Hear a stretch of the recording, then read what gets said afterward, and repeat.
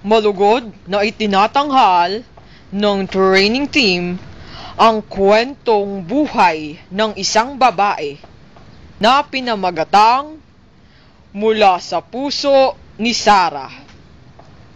Ako po si Sarah, teacher, asawa, ina ng 4 na anak, lola ng 3 apo. Nais ko sanang isalaysay ang mga pangyayari sa buhay ko na nagdulot ng maraming pagbabago sa aking katauhan bilang babae.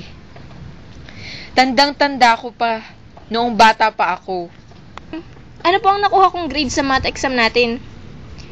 Mababa pa rin, Sarah. Ano po? Nakakainis naman, oh. Bakit po ba ang hirap-hirap ng subject na yan? Kailangan ko pa naman ding matataas na grade para makapasok ako ng College of Medicine. Kasi paglaki ko po, gusto kong maging doktor.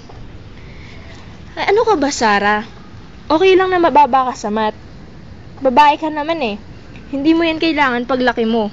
Tutal, hindi naman pambabaeng propesyon ang pagiging doktor. Tama sa akin na meron palang pagkakaiba sa inaasahang magiging papel ng babae at lalaki sa mundo pag malaki na sila. Pero, ramdam na ramdam ko rin ang pagkakaibang ito sa pang-araw-araw na buhay ko bilang batang babae.